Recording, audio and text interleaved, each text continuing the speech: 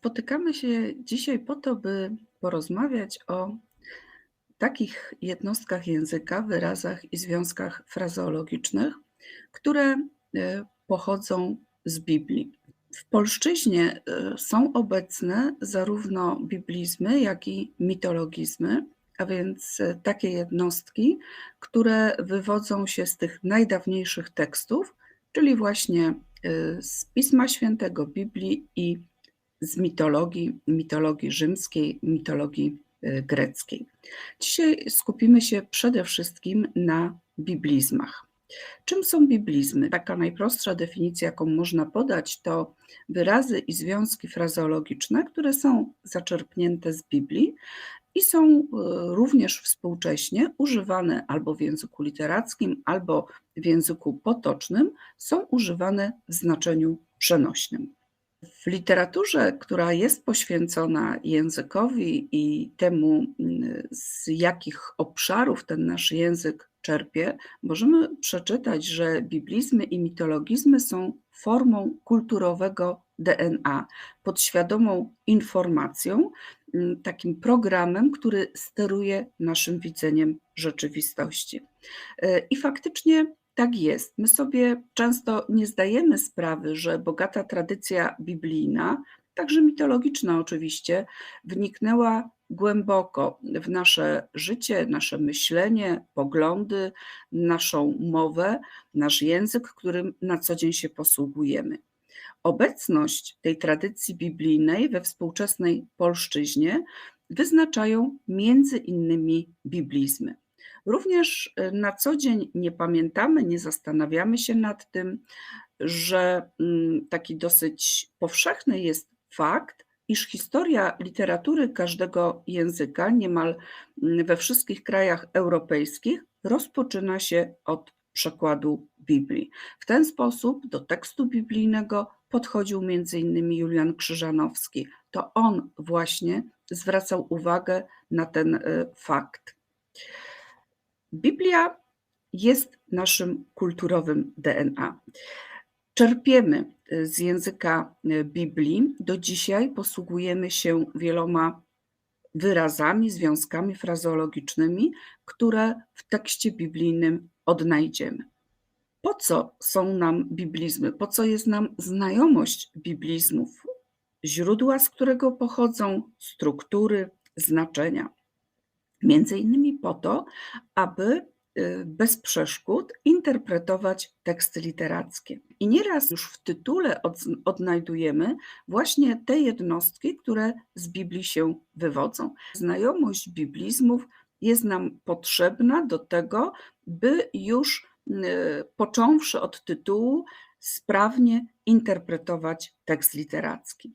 Oczywiście Ziemia obiecana, miejsce najbardziej pożądane, wydające się rajem. Czy takim miejscem może być Łódź? No, trzeba się o tym przekonać, czytając właśnie powieść Rejmonta. Mamy Makuszyńskiego, Kornela Makuszyńskiego, Perły i wieprze. Oczywiście jest to nawiązanie do frazeologizmu biblijnego rzucać perły przed wieprze. Ten frazeologizm wywodzi się z nowotestamentowej Ewangelii Świętego Mateusza. Rzucać perły przed wieprze to dawać komuś coś dobrego, szlachetnego, podczas gdy odbiorca nie potrafi docenić tego daru lub po prostu nie jest tego daru godzien. Powieść Makuszyńskiego, która traktuje o cyganerii artystycznej. Książka przedstawia taki prześmiewczy obraz młodopolskiego artysty, no i żeby właściwie odczytać to widzenie tego świata cyganerii przez Makuszyńskiego, trzeba najpierw odczytać tytuł, który do Biblii nawiązuje. Mury Jericha, przeszkody dające się łatwo obalić, rozsypujące się w proch. Pewnie nie. I dzisiaj wiele tekstów o świecie polityki i o ludziach uprawiających politykę można byłoby właśnie zatytułować, odwołując się do biblizmu. Mury Jericha są takim wszechstronnym obrazem stosunków politycznych, towarzyskich w elitarnych kręgach sanacji w okresie jej kryzysu i próby rekonstrukcji po śmierci Piłsudskiego. Rzecz dzieje się w przededniu katastrofy wrześniowej.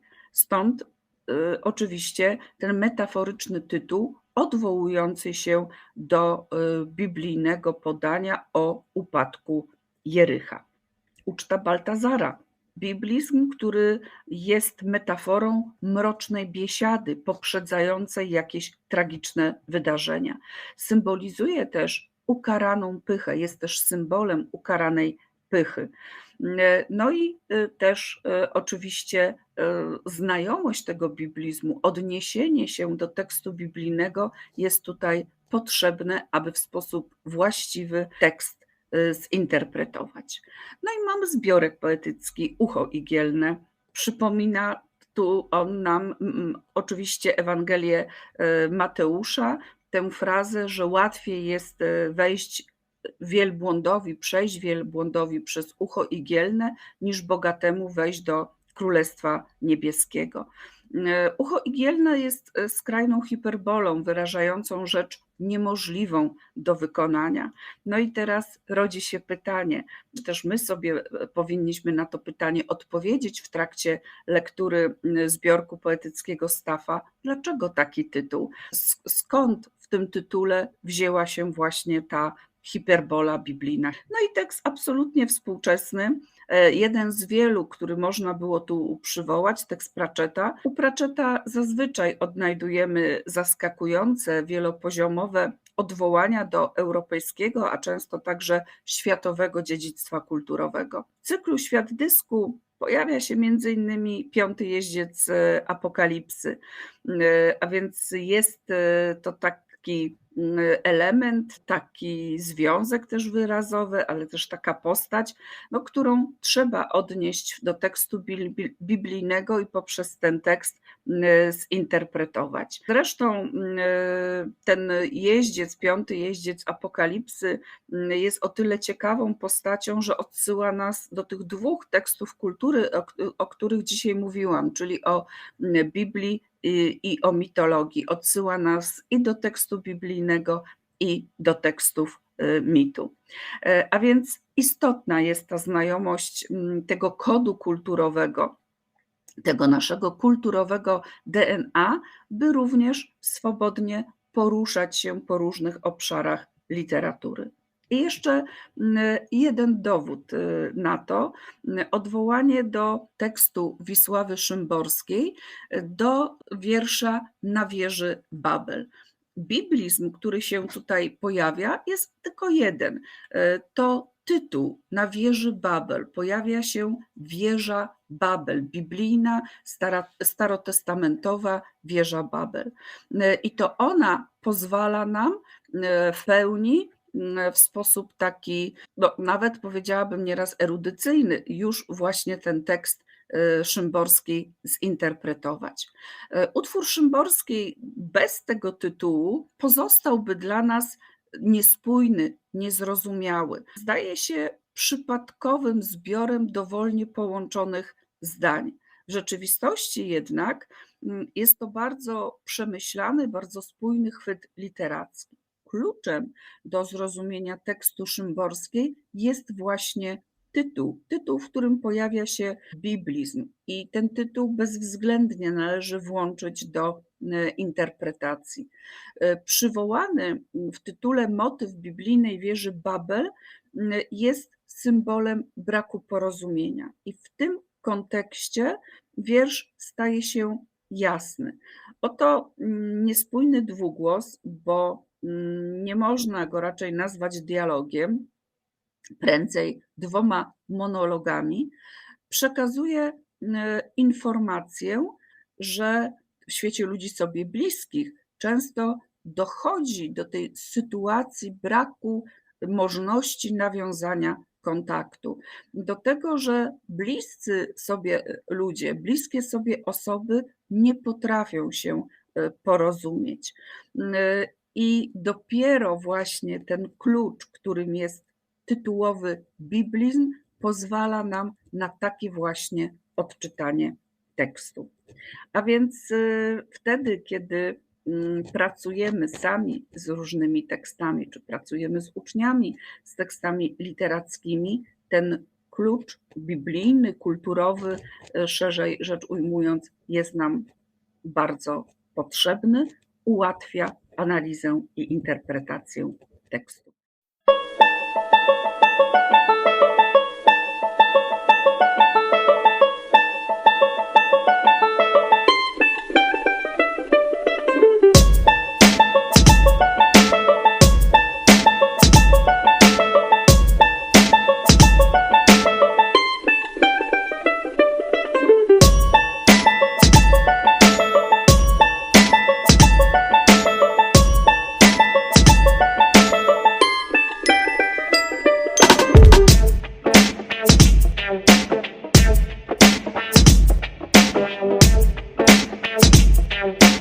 Thank you.